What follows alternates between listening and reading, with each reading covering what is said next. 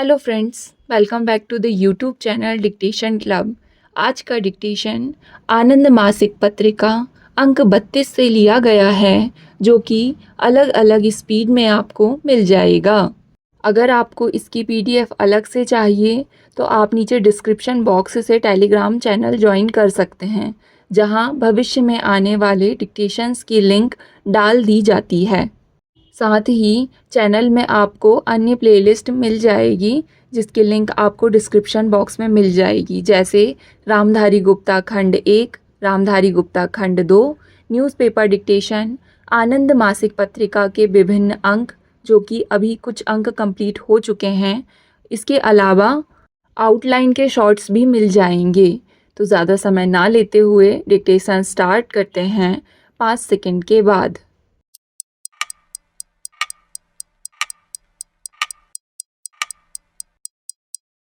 Start. महोदय, हमारी संघीय रचना और जनता द्वारा चलाए जाने वाले स्थानीय शासन तंत्र से और सत्ता के विकेंद्रित प्रयोग से हमारी एकता सुदृढ़ हुई है।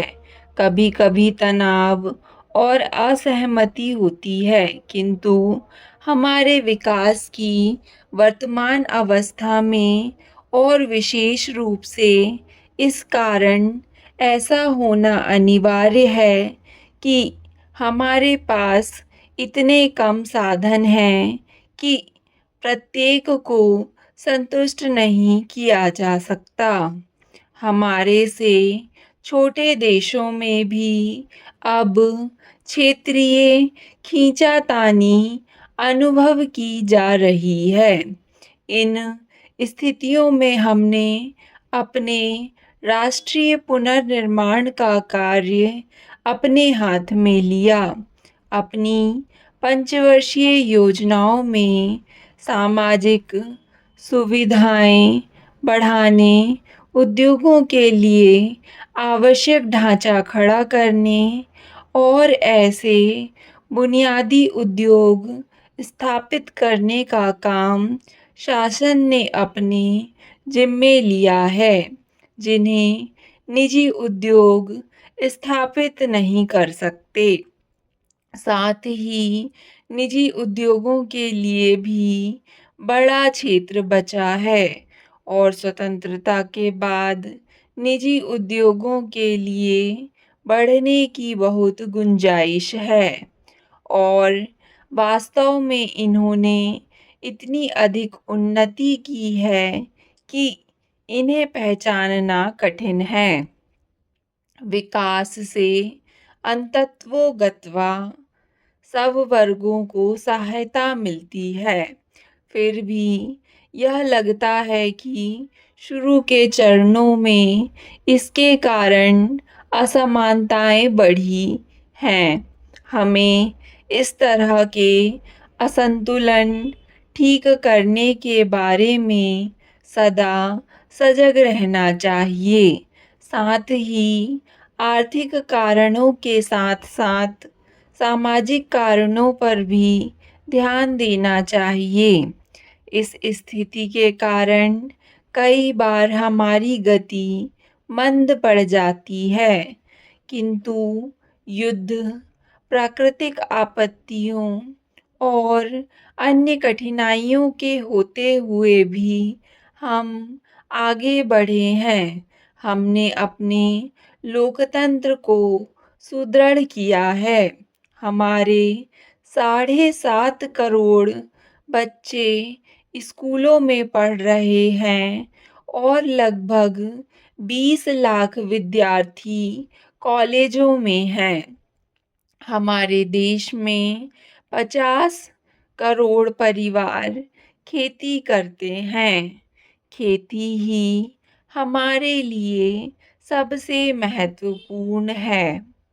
पिछले 55 वर्षों में खेती के विकास के लिए आवश्यक ढांचा स्थापित किया जा चुका है और 23 करोड़ एकड़ नई जमीन में सिंचाई होने लगी है। हमारे किसान नए ढंग से खेती करने लगे हैं और उन्हें खेती के लिए आवश्यक चीज़ें दी जाने लगी हैं। उनकी समस्याएं हल करने के लिए वैज्ञानिकों को सहायता ली गई है और आज हम अन्न की दृष्टि से और सुदृढ़ हो गए हैं। कृषि के सुधार के लिए लोगों को रोजगार देने और स्वावलंबी बनाने के लिए हमें उद्योगों की आवश्यकता है। उद्योगों का हमने 3 गुना विकास किया है और कर रहे हैं। उपसभापति महोदय, परमाणु ऊर्जा विभाग ने एक रिपोर्ट प्रस्तुत की है जो असाधारण रूप से विस्तृत रिपोर्ट है। माननीय सदस्यों ने न केवल परमाणु ऊर्जा विभाग के कार्य की प्रशंसा की है, बल्कि इस दिशा में अधिक तेजी से आगे बढ़ने के लिए सरकार से अनुरोध किया है। मेरा ध्यान प्रायः इस विचित्र परिस्थिति की ओर जाता है कि भारत में हम एक ही समय विभिन्न युगों और सदियों में रहते हैं। मैंने एक बार कहा था कि हम भारत में गोबर युग में रहते हैं। मेरा आशय यह था कि भारत में ऊर्जा का मुख्य स्रोत अब भी गोबर है। यह एक असाधारण स्थिति है। इसके साथ ही हम परमाणु ऊर्जा के विकास के मामले में भी उन्नत देशों में हैं। इसलिए इस मामले में हमारा विस्तार न केवल शताब्दियों तक बल्कि सहस्त्राब्दियों तक है। मुझे इस बात में कोई शक नहीं है कि हमने परमाणु ऊर्जा की ओर जो ध्यान दिया था वह सही और उपयुक्त है। हमें इससे जो व्यावहारिक लाभ मिल रहा है और भविष्य में और भी अधिक मिलेंगे, उनको देखते हुए यह उपयुक्त है। गंभीर दृष्टि से भी यह उपयुक्त है क्योंकि हिरोशिमा पर एटम बम गिरने और परमाणु ऊर्जा का उपयोग शुरू होने से एक नया युग शुरू हुआ। तब से परमाणु ऊर्जा के विकास ने विनाश और निर्माण दोनों प्रयोजनों के लिए पर्याप्त उन्नति की है। परमाणु ऊर्जा आधुनिक विश्व का वास्तविक प्रतीक है, जिसके रोमन देवता जानूस की तरह 2 मुंह हैं, एक विनाश और संहार का और दूसरा निर्माण और उन्नति का।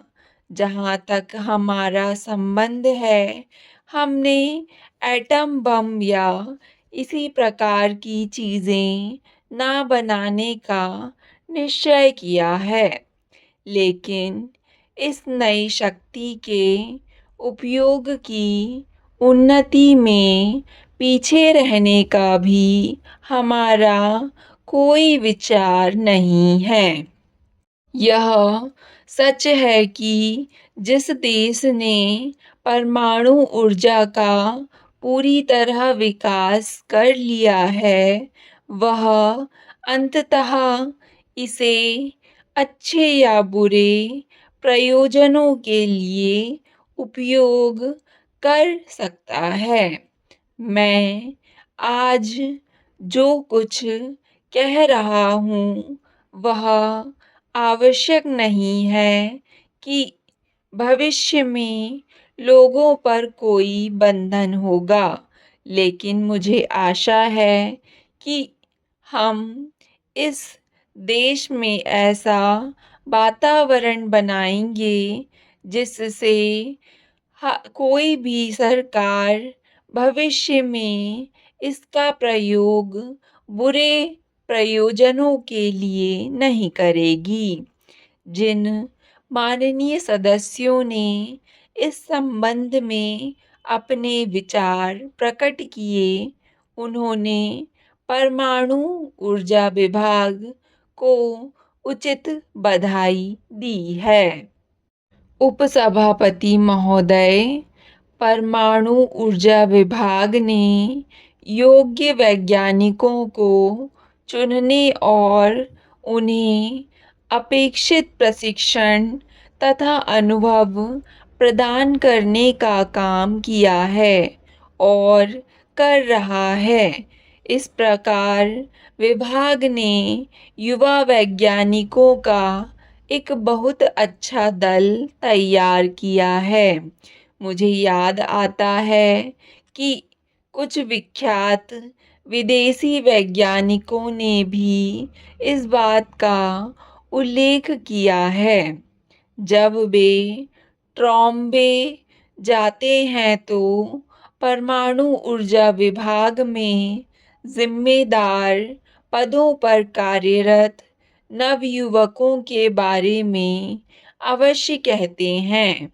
मैं चाहता हूँ कि हमारे दूसरे विभागों में भी ऐसे पदों पर नवयुवक हों। भारत संसार के उन गिने चुने देशों में है जिन्होंने ईंधन तत्वों के निर्माण की तकनीकी का विकास किया है। यह एक महत्वपूर्ण उपलब्धि है। आंकड़ों से पता चलता है कि ईंधन के लिए जो भी कार्य किया गया है वह उचित है और यह भी कि हमारे द्वारा सोच समझकर ईंधन निर्माण सुविधा पर 81 लाख रुपए खर्च करने के बाद, जिसमें से 40 लाख रुपए विदेशी मुद्रा थी, हम प्रति वर्ष 45 लाख रुपए की विदेशी मुद्रा बचा रहे हैं और अधिक उत्पादन से अधिक बचत कर सकेंगे। जहाँ तक अप्सरा का संबंध है, 4 वर्ष में परिचालन स्तर बढ़ा ही है। स्टॉप। डिक्टेशन पसंद आए तो वीडियो को लाइक तथा चैनल को सब्सक्राइब ज़रूर करें। धन्यवाद।